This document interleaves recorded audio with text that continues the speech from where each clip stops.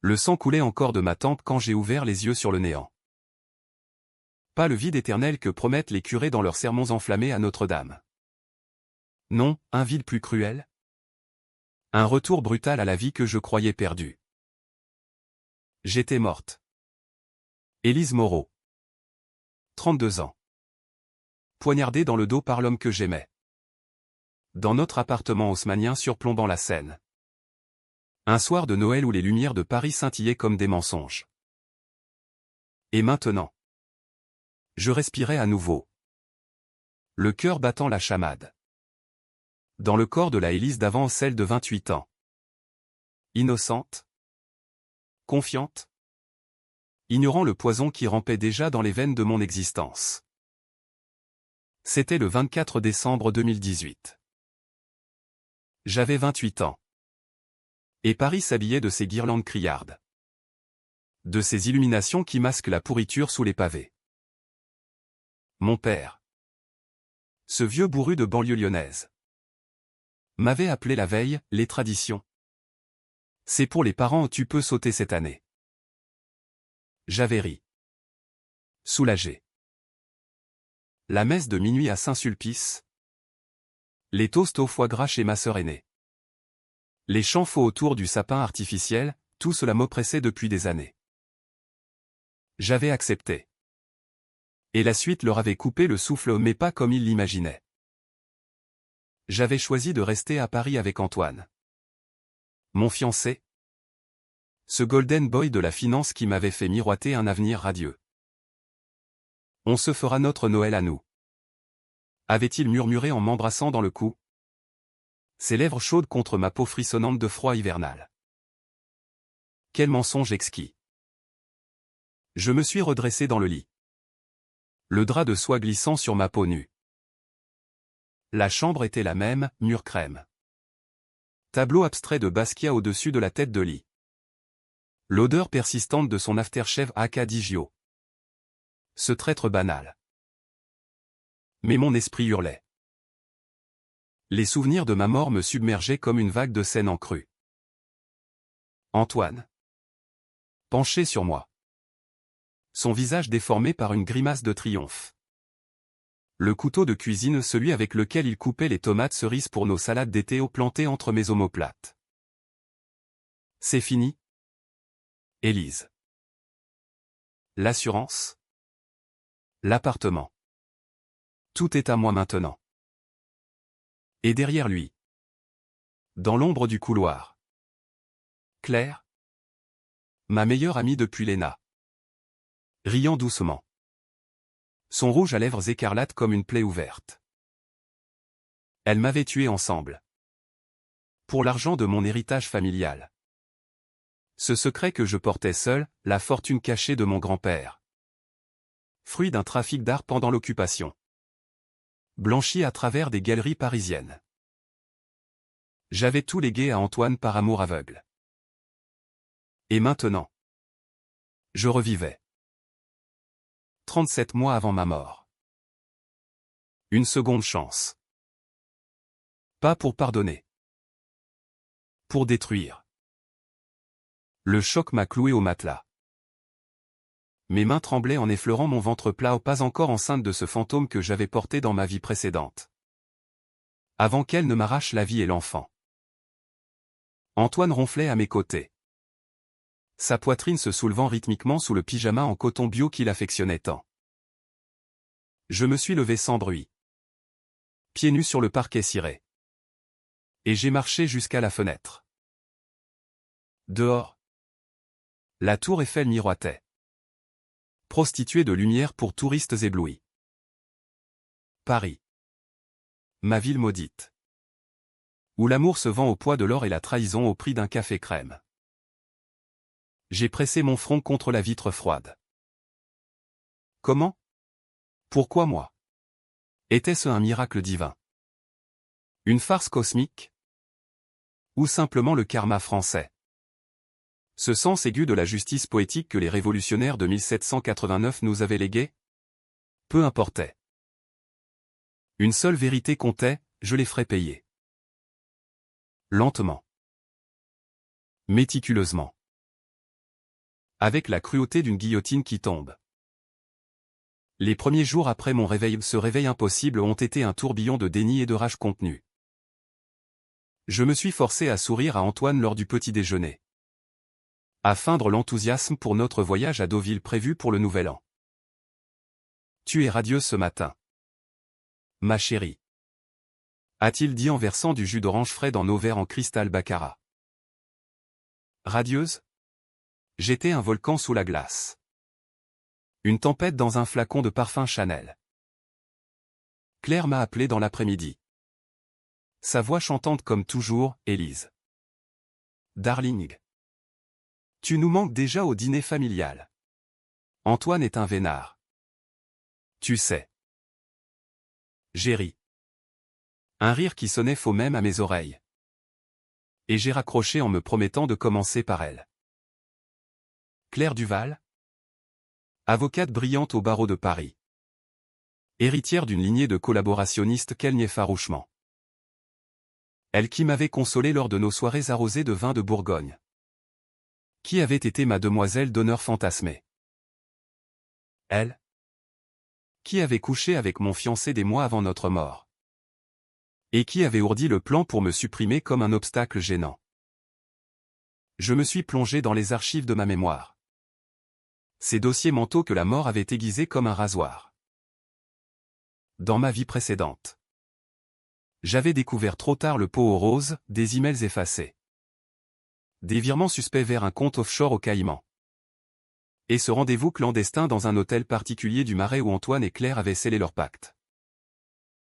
Élise est fragile. Elle craquera toute seule. Avait-il écrit. Fragile? J'étais une lionne blessée. Et Paris serait mon arène.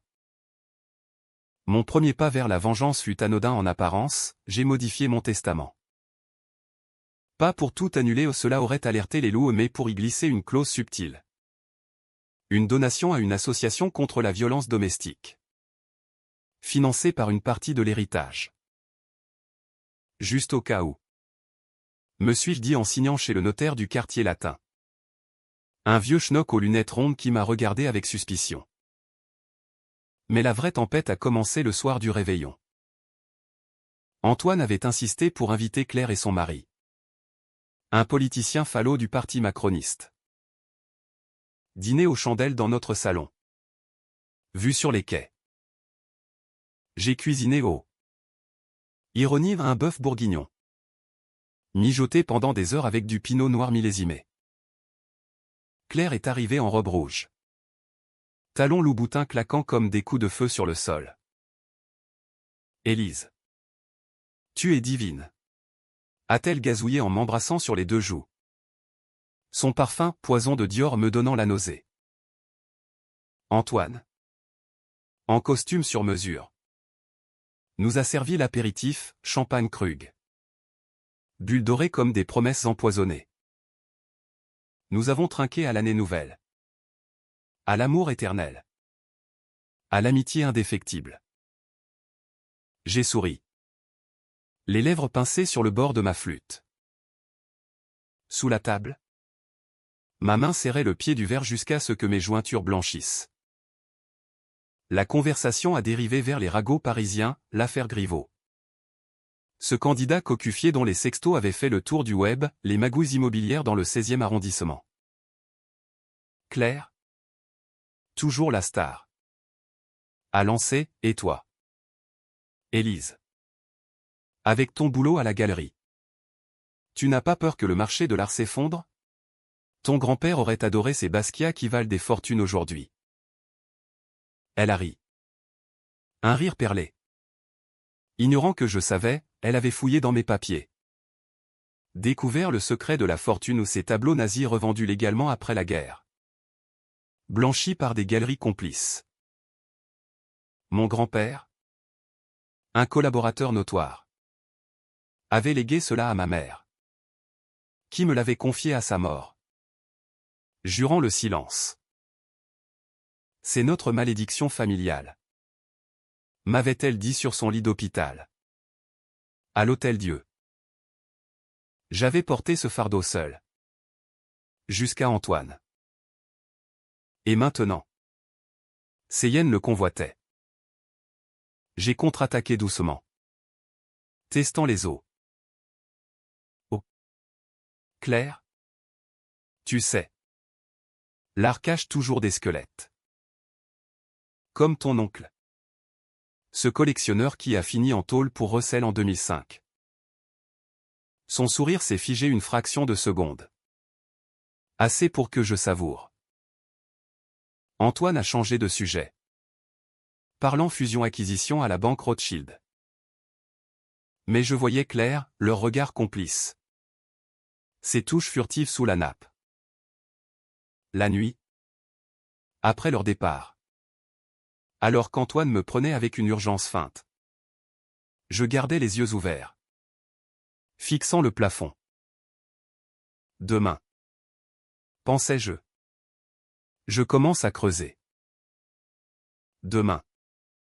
Je deviens le fantôme qui les hante. Les semaines suivantes ont été un balai de faux-semblants. Par jour, j'étais l'Élise d'avant, conservatrice à la Galerie Mact. Organisant des vernissages pour des milliardaires russes et des critiques snobs du Figaro. Par nuit. Je fouillais l'ordinateur d'Antoine pendant qu'il dormait. Installant un keylogger discret à un petit tour appris lors d'un atelier de cybersécurité à l'Institut Montaigne. Les preuves affluaient, messages codés avec Claire. Plan pour une, solution Élise, euphémisme pour mon assassinat. Il parlait même d'un accident de voiture sur l'autoroute A1. Ou d'une overdose de somnifères lors d'un week-end à la campagne. Mon estomac se nouait. Mais ma résolution durcissait. J'ai contacté un privé.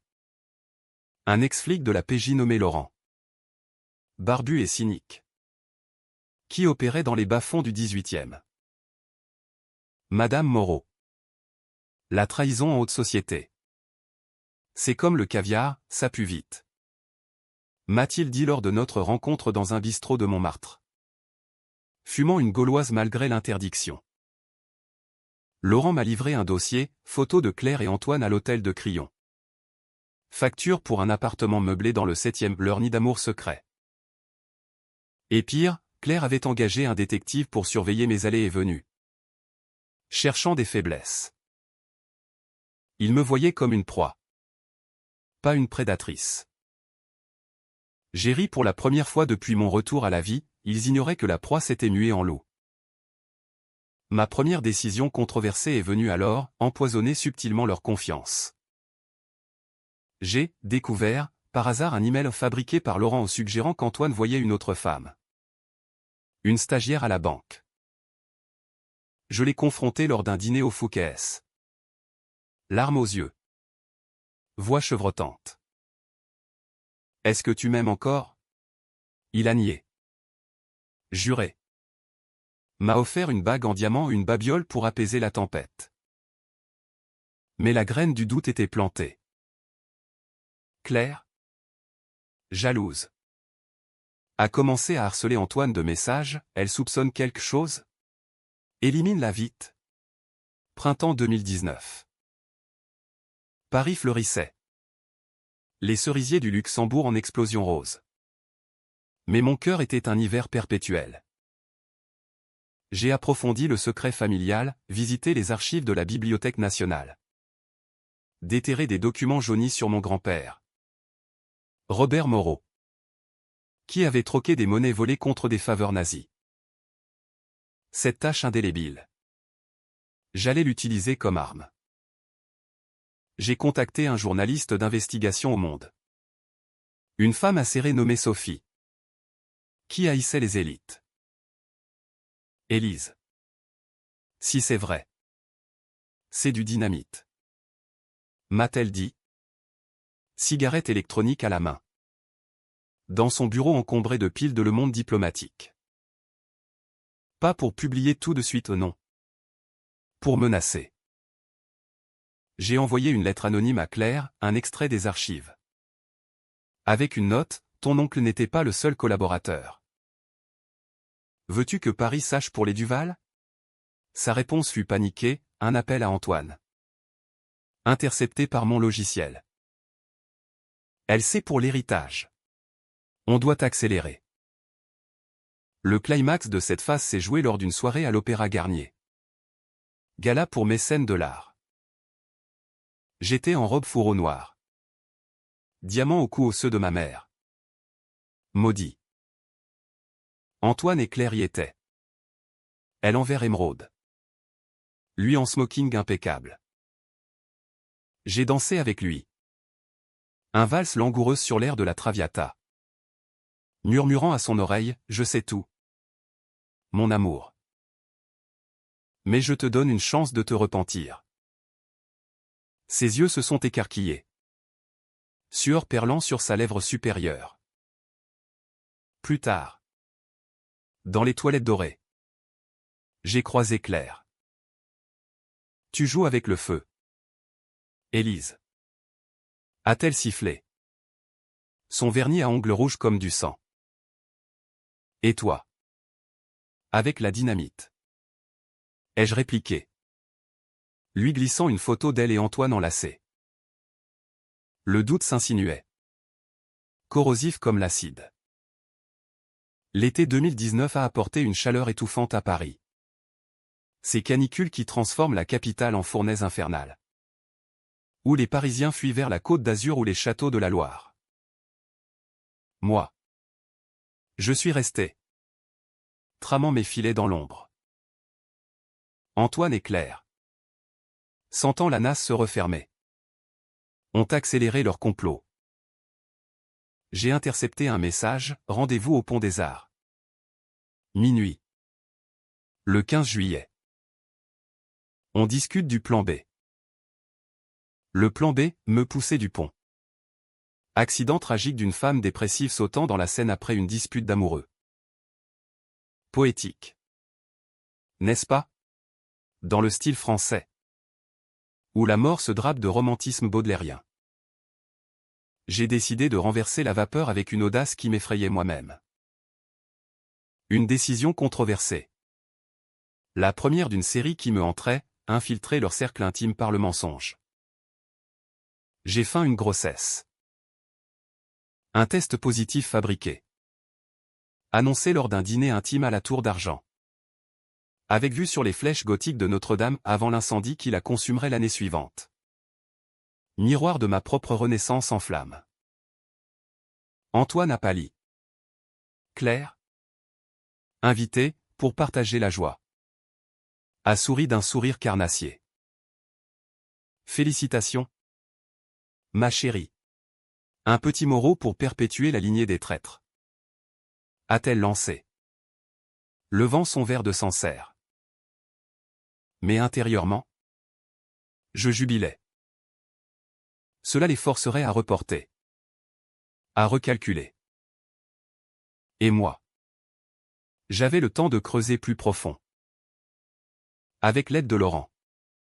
J'ai monté un dossier sur Claire, ses liens avec des réseaux d'évasion fiscale. Utilisant l'héritage familial pour laver de l'argent via des galeries d'art rivales. Elle avait même tenté de falsifier des certificats pour un Picasso douteux. Vendu à un oligarque chinois. Quant à Antoine. Ses irrégularités à la banque au prêt fictif. Insider trading sur des actions LVMH était un festin pour les procureurs. Mais je ne voulais pas la justice des hommes. Trop lente. Trop impartiale. Je voulais leur souffrance. Personnelle. Viscérale.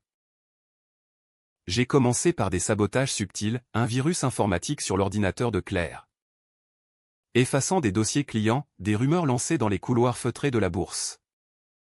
Faisant chuter les actions d'un client d'Antoine. Il rentrait tard. Stressé. Buvant du whisky pur malt au lieu de son habituel Armagnac. La tension montait comme une symphonie de malheur. Crescendo inexorable. Un soir doux. Lors d'une escapade à Versailles ou ironie du sort. Palais des rois absolus et de leurs intrigues où Antoine m'a confronté. Nous marchions dans les jardins à la française. Taupières taillées nettes comme des mensonges. Élise.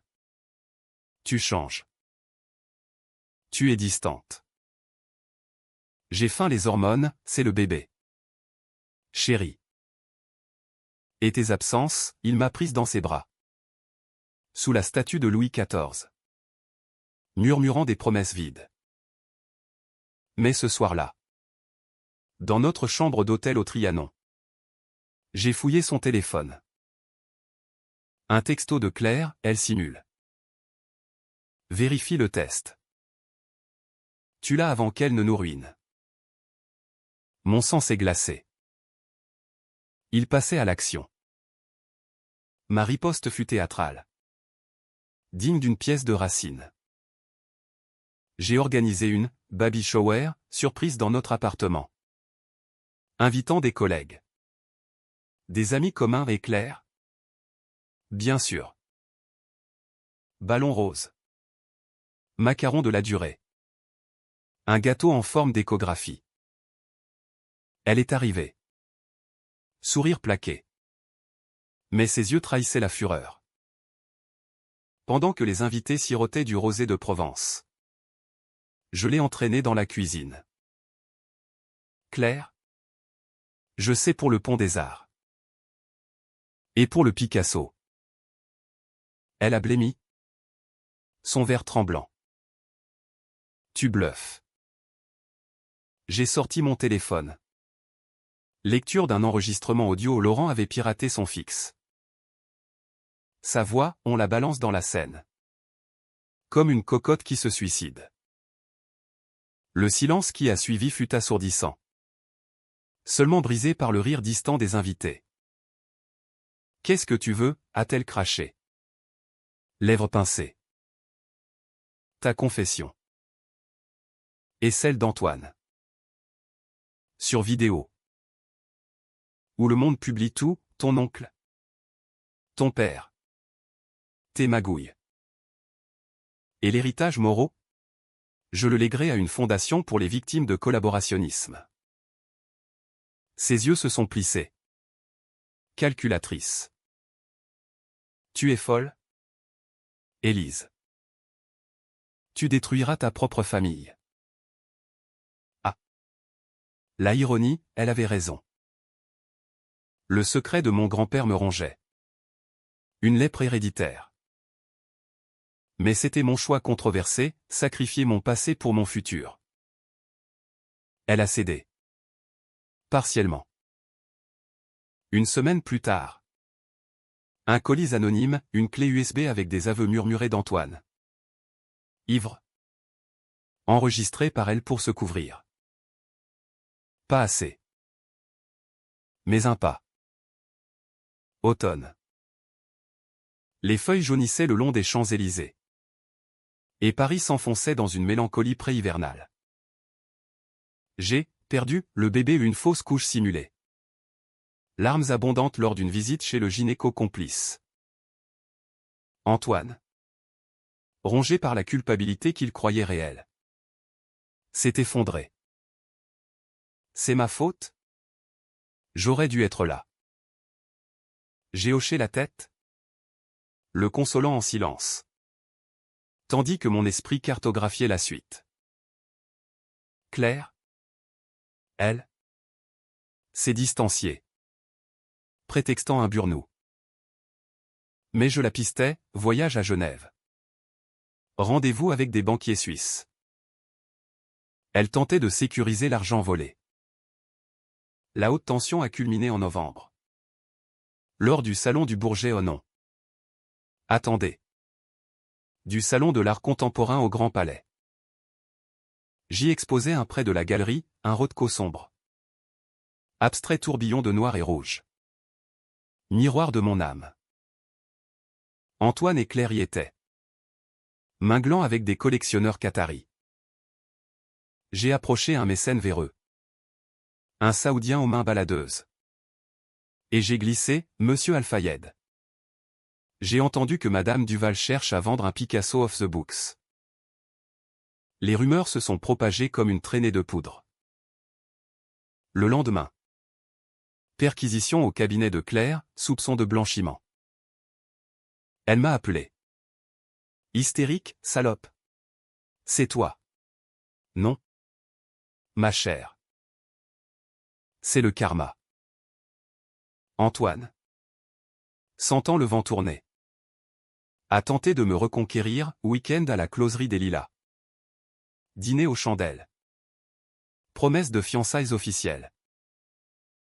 Mais je jouais double jeu. Consultant un avocat discret pour dissoudre notre union de fait. Gelant les actifs. Une autre décision controversée, engager un hacker pour vider discrètement leurs comptes offshore. Transférant les fonds vers une fondation anonyme pour l'art volé pendant la guerre. Des millions envolés. Comme des feuilles mortes dans le vent d'automne. Il a paniqué. Accusant des cybercriminels russes. J'ai feint l'inquiétude. Le serrant contre moi la nuit. Sentant son corps trembler de peur, la peur que je lui instillais. Noël approchait à nouveau. 2 ans depuis ma mort. 1 an depuis ma renaissance. La boucle se resserrait. J'ai décidé du coup fatal, une confrontation finale. Dans notre appartement. Le 24 décembre. Invité, Antoine. Claire. Et Laurent en témoin discret. Venez. Célébrons comme avant. Ai-je écrit. Ils sont venus. Méfiants. Arme cachée où j'avais vu le pistolet dans le sac de Claire. Le dîner, foie gras. Dinde rôtie. Bûche de Noël. L'atmosphère était électrique. Comme avant un orage sur la Manche. Après le dessert, j'ai sorti la clé USB. Projetée sur l'écran plasma. Leurs aveux. Les photos. Les documents. Bienvenue à votre propre procès. Mes amours. Antoine a bondi. Visage tordu, Élise. Qu'est-ce que, Claire a sorti l'arme. Tremblante. Tu vas payer pour ça. Mais Laurent est apparu. Menottes prête. Badge de consultant PJ en évidence. Bluff? Non, j'avais négocié son retour officiel pour cette nuit. La fusillade a été brève, un coup de feu raté de Claire. Une riposte de Laurent. Elle s'est effondrée. Touchée à l'épaule. Hurlant. Antoine. À genoux. Suppliait, pitié. Élise. On peut tout arranger. J'ai approché. Le couteau de cuisine, celui de ma mort à la main. Arranger? Comme tu m'as arrangé? Ma voix était calme. Mortelle. Le twist est venu alors, en le regardant. J'ai vu non la haine pure. Mais un regret fugace dans ses yeux. Avait-il aimé? Un jour? Peu importait. J'ai hésité. La lame effleurant sa gorge. Laurent m'a arrêté, pas comme ça. Madame. Laissez la loi faire. Janvier 2020. Paris sous la pluie battante. Ces averses hivernales qui lavent les péchés sans les effacer. Claire était en garde à vue. Inculpée pour tentative de meurtre et blanchiment. Antoine. Arrêté pour complicité et fraude fiscale. Clamait son innocence dans les geôles de la santé.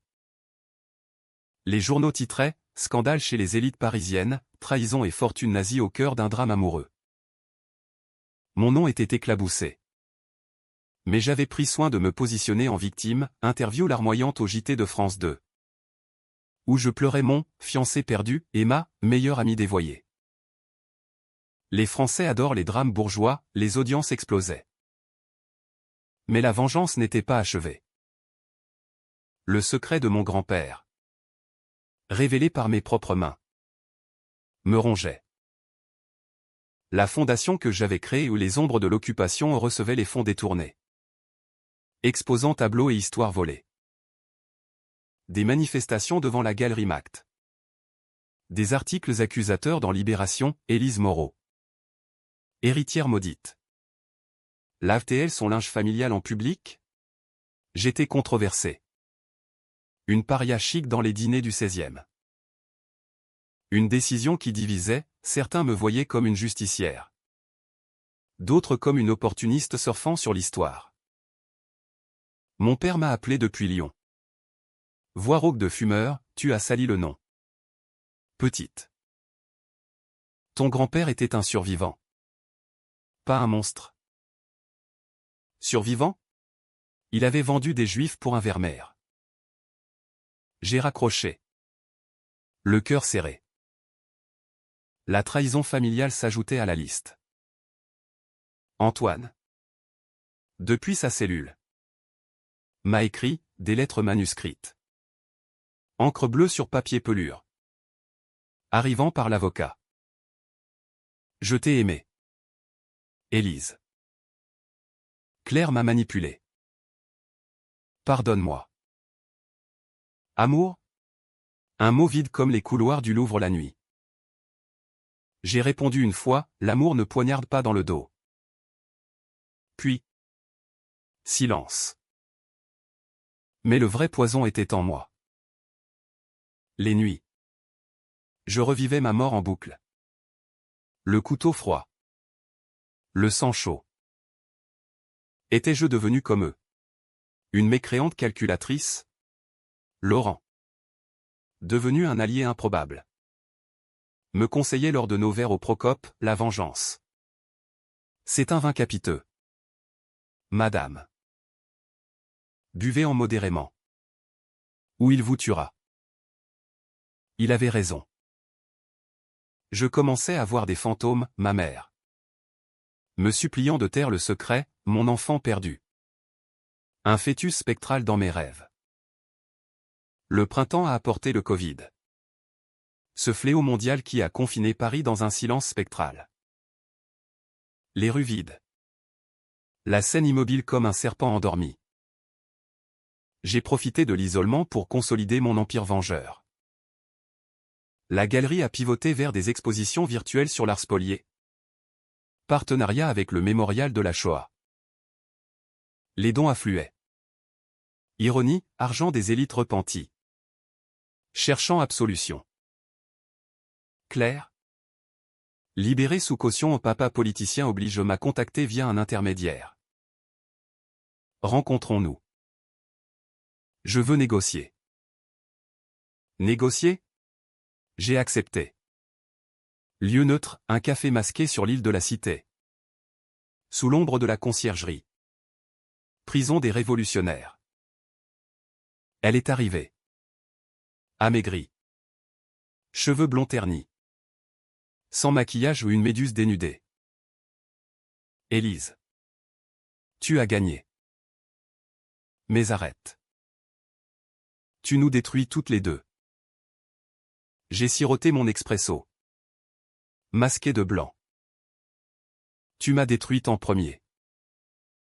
Pourquoi? L'argent? L'amour?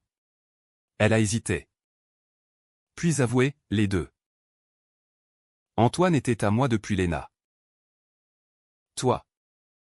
Tu étais l'obstacle. Avec ton héritage sale. J'ai voulu te soulager de ce fardeau. Soulager? J'ai ri. Amer. Et le couteau? Ses yeux se sont remplis, c'était son idée. J'ai regretté dès que, regret? Trop tard. J'ai glissé un dossier, preuve supplémentaire. Enregistrement de ses appels à des truands pour accélérer. Plaider coupable. Claire. Où je balance tout aux assises. De retour chez moi. Quarantaine oblige. J'ai sombré. Les murs se resserraient. Écho de rire fantôme. Une décision controversée de plus, contacter la sœur d'Antoine. Une nonne à Lisieux. Pour lui révéler la vérité sur son frère. Il n'est pas l'homme que vous croyez. Sœur Marie. Elle a pleuré au téléphone. Priant pour son salut. Était-ce cruauté gratuite? Oui. Mais nécessaire.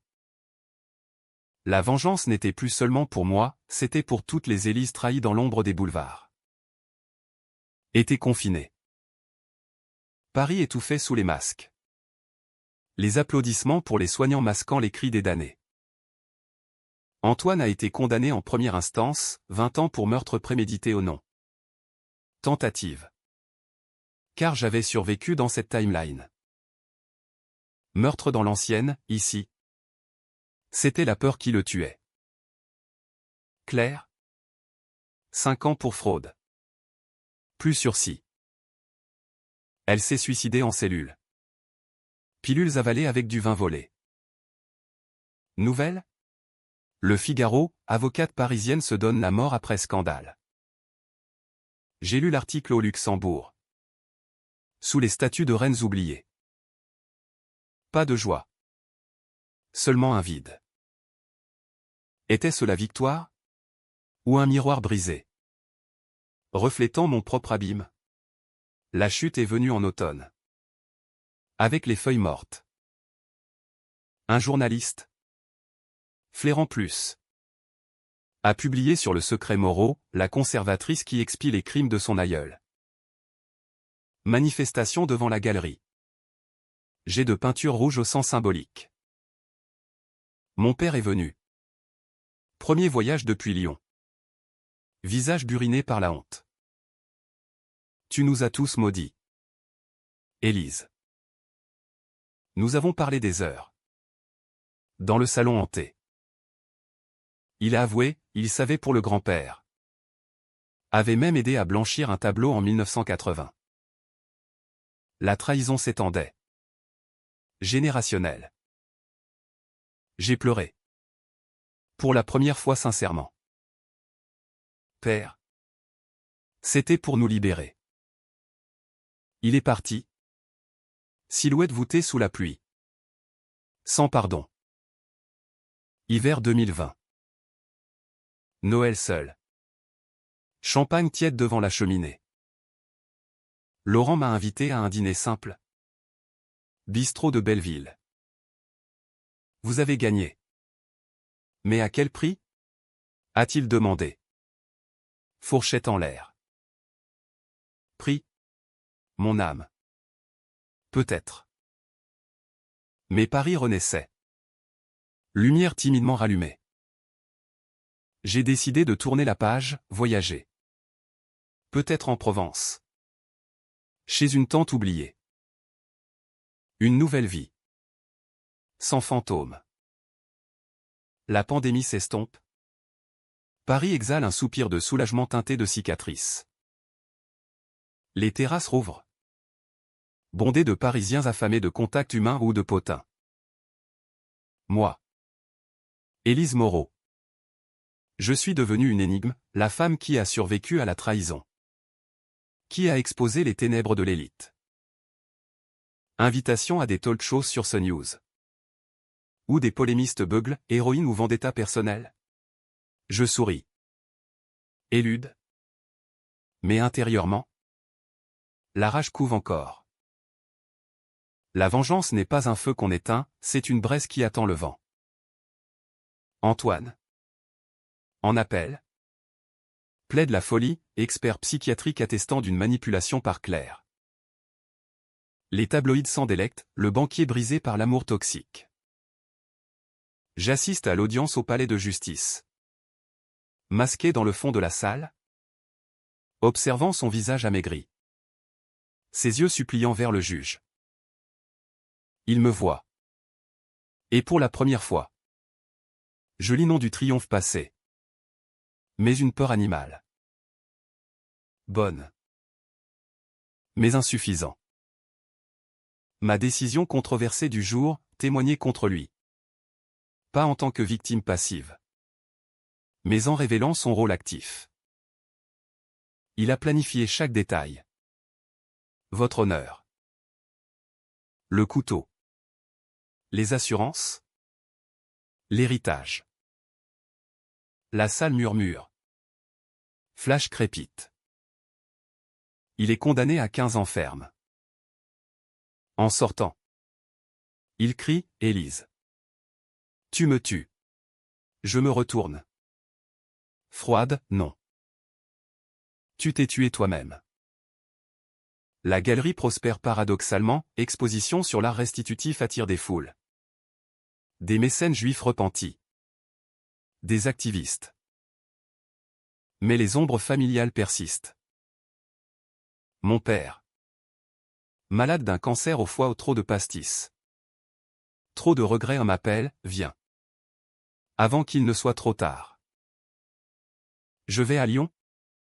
Train TGV filant comme une fuite. La maison de banlieue. Modeste. Sans le tabac froid et les souvenirs rances. Il est alité. Tube nasaux. Voix un murmure. Le secret c'était pour te protéger. Ton grand-père a payé cher, exécuté en 1945 par la résistance. Exécuté? Un twist qui me coupe le souffle. Pas mort en paix. Mais lynché? Pendu à un lampadaire de Lyon libéré. Et maman? Elle a porté la honte seule. Jusqu'à toi. Nous pleurons. Réconciliation amère. Il meurt 2 jours plus tard. Enterrement discret au Père-Lachaise annexe. Je vends la maison. Donne tout à la fondation. Libération. Claire morte. Son fantôme hante encore. Son mari. Le politicien. Démissionne suite à des révélations, il couvrait ses fraudes pour grimper au Quai d'Orsay. Scandale macronien. Une du canard enchaîné. Je reçois une lettre de sa fille. Adolescente, ma mère était un monstre. Mais vous l'avez poussée au bord. Merci. Ambiguïté qui me ronge. Étais-je justicière ou bourreau? Une autre décision, rencontrer la fille. Café anonyme à Bastille. Elle est belle. Rebelle. Piercing au nez. Je veux comprendre. Je raconte. Sans phare, la trahison. La lame. La renaissance. Elle écoute. Yeux secs. Vous avez survécu. C'est plus que moi. Nous ne devenons pas amis. Mais un fil se tend au pardon mutuel? Été 2021. Voyage en Provence. Chez la tante. Vignoble de Châteauneuf-du-Pape. Air pur. Lavande violette. Marché provençaux bruissant. Là. Je rencontre Julien. Un vigneron bio. Main calleuse. Rire franc. Pas d'élite. Pas de secret, juste un homme qui sent la terre et le soleil. Amour naissant. Timide. Lors d'une dégustation au coucher du soleil. Tu as des yeux qui ont vu des tempêtes. Dit-il. Je ris. Vraie joie. Mais Paris appelle. Affaire en suspens. Retour en septembre. Et le vent tourne. Un avocat contacte, succession d'Antoine non. Il veut divorcer rétroactivement pour contester les fonds gelés. Ridicule. J'engage une contre-attaque, procès pour diffamation. Révélant ses lettres d'amour post-mortem hypocrites. Les médias s'emballent, la veuve noire contre le banquier en cage. Polémique, suis-je une femme émancipée ou une mégère? Débat sur Twitter. Hashtag justice pour Élise vs trop de vengeance. Je m'en moque, c'est mon armure. Hiver. Noël 2021. Premier sans spectre. Julien à Paris. Dinde chez moi. Vue scène. Nous trinquons au Gigondas. Parlant avenir, enfant. Peut-être. Sans malédiction. Mais la nuit. Rêve, Antoine libre. Claire riant. Paranoïa? Ou intuition? Laurent appelle, il prépare un appel en cassation. Des témoins achetés. La Bresse s'enflamme. Ma décision ultime. Controversé, saboter l'appel. Pas par meurtre j'ai appris mais par vérité. Je contacte Sophie. La journaliste, dossier complet sur les irrégularités d'Antoine. Preuve d'achat de silence. Publication explosive dans Le Monde, le banquier et les ombres de la finance française. Procès en appel. Février 2022. Salle comble. Caméra. Antoine. En costard froissé. Ni tout. Puis. L'article sort. Timing parfait. Le juge suspend. Enquête ouverte. Il craque en cellule, suicide raté. Tentative avec des draps noués. Sauvé. Mais brisé. Lettre finale, tu as gagné. Élise. Meurs en paix. Ironie, c'est moi qui vis. Printemps. Paris fleurit. Marronnier en feu. Julien propose, viens vivre à la campagne.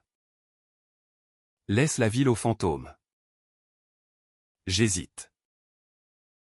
La galerie? La fondation? Décision, délégué. Voyager. Un dernier gala au Louvre. Robe blanche au symbole de renaissance. Discours, l'art guérit les blessures de l'histoire. Comme nous tous. Applaudissements. Larmes. Été 2022. Provence définitive. Maison de pierre perchée sur une colline. Vue sur les Alpilles. Vignoran serré. Julien et moi. Routine douce, matin café au lait. Cueillette de raisin. Nuit sous les étoiles provençales. Pas de scène polluée. Pas de pavé traître. Mais les échos de Paris persistent, newsletter de la Fondation. Article sur le procès d'Antoine 25 ans définitif. Pour fraude aggravée et tentative d'assassinat. Il pourrit à la santé. Visitant par avocat seulement. Claire.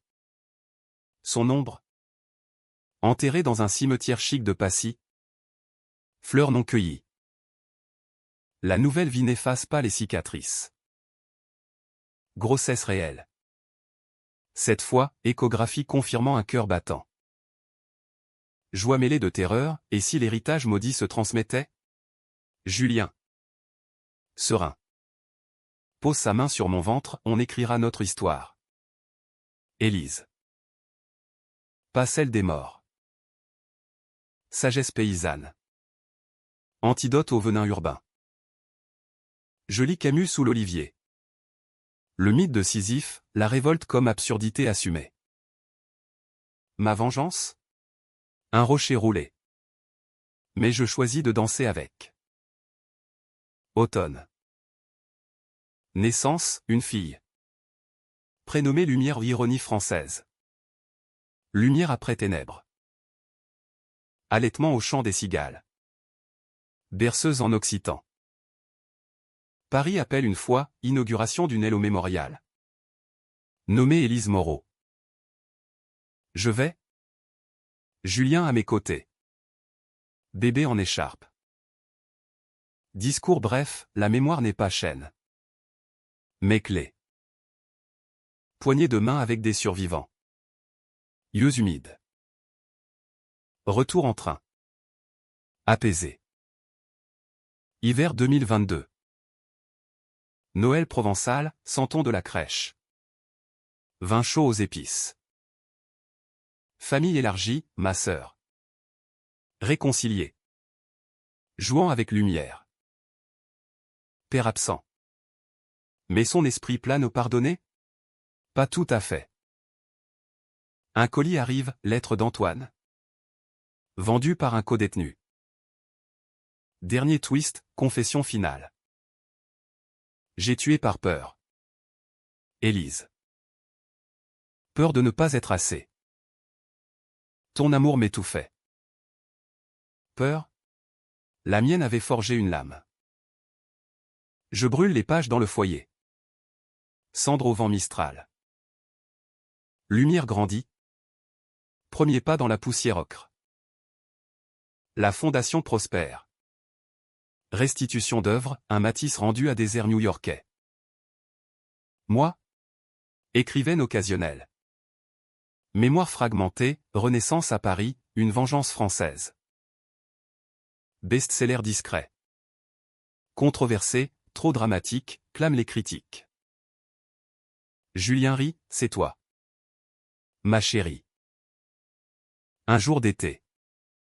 Balade à Avignon, pont d'Avignon. Danseur fantôme. Je pense à la Seine. Au pont des Arts évités. Laurent appelle, retraité. Pêche à la truite. Vous avez bien fait. Madame. Vivez. Je vis. Vengeance achevée. Non par triomphe. Mais par oubli choisi. Paris reste une amante toxique. Mais la Provence est maison. Épilogue, 2025. Lumière à 5 ans. Courant dans les vignes. Je lui raconte des histoires pas les miennes. Pas encore. Maman? Pourquoi tes yeux brillent parfois comme des étoiles tristes? Je souris, parce que j'ai vu l'enfer. Ma puce. Et j'en suis revenu. Fin heureuse? Oui. Tissée de cicatrices. BKCH? Seulement si on regarde en arrière. Devant. L'horizon est bleu. Comme le ciel de France éternel.